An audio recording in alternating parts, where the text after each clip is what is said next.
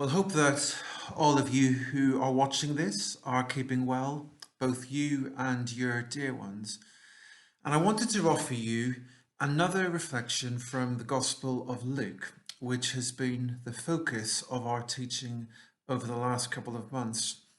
And it concerns yet another example of the care that Jesus has for outsiders, his love, which extends to people who are on the margins and the difference he makes to them. And the passage in question is a short one, so I'm going to read all of it to you. It's the story of the widow of Nain, which is found in Luke 7, verses 11 to 17. Soon afterward, Jesus went to a town called Nain, and his disciples and a large crowd went along with him. And as he approached the town gate, a dead person was being carried out, the only son of his mother, and she was a widow. A large crowd from the town was with her, and when the Lord saw her, his heart went out to her, and he said, "Don't cry." Then he went up and touched the bier they were carrying him on, and the bearers stood still. He said, "Young man, I say to you, get up." And the dead man sat up and began to talk, and Jesus gave him back to his mother. They were all filled with awe and praised God. "A great prophet has appeared among us," they said. "God has come to help his people." And this news about Jesus spread throughout Judea and the surrounding country. Now, those of us who have been immersed in Luke's gospel might well recognize in this woman a figure who is like so many of the people Jesus encounters. She suffered loss, not just once, but twice. She's lost her husband, and now she's lost her son, her only son. Luke tells us a terrible, shattering blow at any time and in any space. But especially dreadful in this moment in history, in this culture where the place of women is so lowly that the lack of a male figure in a household would have left this widow very much in the sidelines. Often, when you read the miracle stories in the Gospels, a striking feature of them is the way in which Jesus responds to the faith of those who come to him, desperate and looking for help.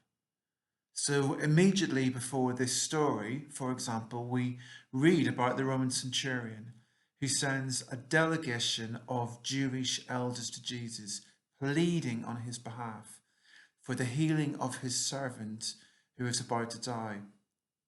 And having commanded that healing, Jesus speaks with approval of the attitude of the centurion. "I tell you, I haven't found such great faith even in Israel," he says in verse 9. But this story of the widow is different. All of the impetus, all of the drive, if you like, comes from the compassion of Jesus. She doesn't need to make an actual appeal to him. He just sees her situation and is moved to act. And when you read the story, I think there's something very dramatic about what seems to be quite a big and public scene. So we read of how the funeral procession meets the crowd who are following Jesus and his disciples, and Jesus sees her, and we're told that his heart goes out to her. What a beautiful image of Jesus' compassion. And then we've got this astonishing, wonderful moment when he just walks across with all of the people assembled around him and calls out this command to the corpse on the funeral stretcher. "Young man, I say to you, get up." And he does. And it's among the most wonderful of the miracles that we find in the Gospels. It stands alongside the story of Jairus' daughter and of Lazarus as an actual resurrection. A resurrection, an event which seems to be a foreshadowing of the victory over death, which is going to come about when Jesus himself is raised from the tomb. And in the midst of everything which is going on around us, it is so important to hold on to this vision of Jesus the healer, of the God with the power to defeat even death. We need to keep looking to him. We need to keep reminding ourselves of the faithfulness, of the love, of the power of the one we look to as anchor and cornerstone during all of this. And yet, if we're honest with ourselves, there will be questions as well that we ask as we read this story of the widow and her raised son. And we think of others like it in the Gospels. Because at the moment, the news that we're reading on our computers, in our papers, or watching on our TV screens does not contain much in the way of the miraculous. Instead, statistics seem to be more grim with each day that passes. And I find myself wondering where God is in all of this. Does this mean that he is not at work? Maybe I can share just a little bit more about this. One of the ways I've tried to make sense of what is going on. When I look at this story, it often brings back memories to me of something else I read several years ago in a book called Stations of the Heart by the American writer and scholar Richard Lister. Lister is a highly respected writer on preaching, but Stations of the Heart is a memoir, and it tells the story of how he walked with his son, Adam, after the diagnosis of his cancer, which claimed his life at the age of just 30. It is a wonderful book, but as you can imagine, a truly heartrending read. And at one point, he describes one of the conversations that he had with Adam as he was sitting in his hospital bed. And Adam poses this question: so why did Jesus heal so many people in Galilee, and why so few in North Carolina? Richard Lister says this: I said, in my opinion, the healings weren't intended as medical cures for us to duplicate. Think of all the lepers who just missed him when he passed through Capernaum, or the mothers in all the villages around Nain who had to bury their children. The miracles are like flowers, calling attention to the glory of God. They're signs of the great redemption to come. I'm like you. I still find the meaning of God in the cross and not the miracles. Maybe so, he said, touching his own cross, but like a patient who is contemplating a second opinion. It's worth reflecting just for a moment on that powerful phrase.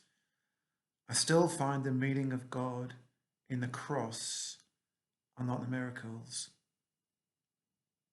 I believe in miracles. I believe that it is possible for God to do things which are remarkable and supernatural and go against all the expectations we might normally have of how things work in our world. But I also have to be honest and acknowledge that I've only experienced God work in miraculous ways on a couple of occasions in my life. And I guess that's how it is for a lot of us. Let's face it, if miracles did happen every day, they wouldn't be miracles. And yet that raises a question about what expectations we have of God. I wonder if the best way of thinking about a miracle is that it's a kind of a gift. It's a work of God which allows for an inbreaking of the future when everything is made right. It's a work which shows us how full of love God is and the goodness and healing which are his heart for everyone and how things will be one day.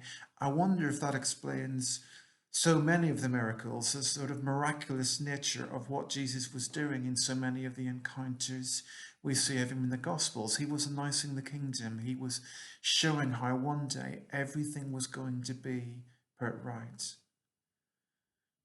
And yet for now, we find ourselves waiting. We are in this space between Easter Day and the end, what is often described as being a bit like a time between D-Day and VE Day.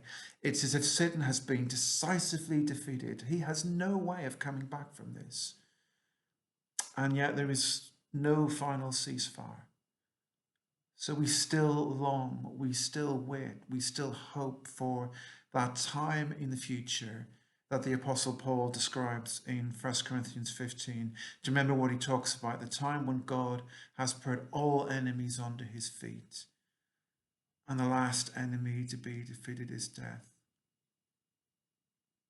So will there be miracles in the coming months? Yeah, I think so. But they won't be the norm. But does this mean that we won't see God at work? I think we will see him. I am confident we will see him. But then I find myself wondering again and remembering again what Richard Lister said to Adam. The miracles are like flares calling attention to the glory of God. They're signs of the great redemption to come. I'm like you. I still find the meaning of God in the cross and not in miracles. In John 17, as he prayed with his disciples not long before his arrest and then his crucifixion, Jesus prayed about what was going to happen, what he was about to face. And his prayer begins with these memorable words: Father, the hour has come. Glorify your Son, that your Son may glorify you. And that's quite a thought, isn't it? The idea that the fullest glory, the greatness of God, the essence of what makes God so wonderful, is most fully seen in that moment of apparent defeat on the cross, apparent surrender of giving himself away. And of course, Jesus has taught his disciples that was the plan all along, that the story was destined to end that way. But they struggle to grasp that.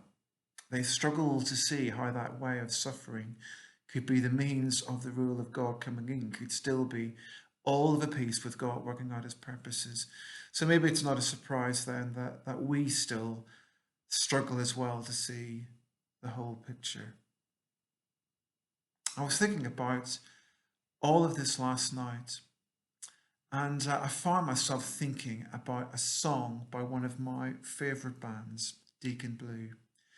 And Deacon Blue sing about those who are homeless, how God is present among them. It's a song which kind of sums up memories of the parable of the sheep and the goats, and how God is found, Jesus is present among those who are in prison, who are naked, who need to be fed. How when we help those, we're coming alongside him.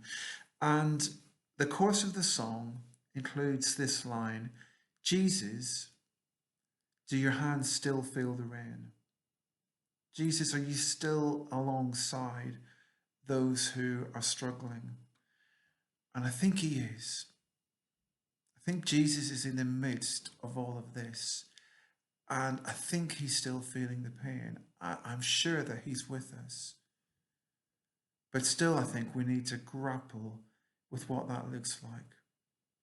Is the meaning found in the miracles, or is the meaning found in the cross? I've spoken long enough, but we're going to continue these reflections every few days. And for now, let me finish with a blessing. Friends, for all that is going on now, for all that is still to come, I pray you would know Jesus near. I pray you would be blessed by knowing him as the one whose heart goes out to you. I pray you would be blessed by knowing him as the one whose hands still feel the rain, still feel the aches, still draws near. I pray you would know him as a God who delivers, even when the road to deliverance seems hard. I pray he would bless you and keep you. Amen. Bless you, friends, and speak to you again soon.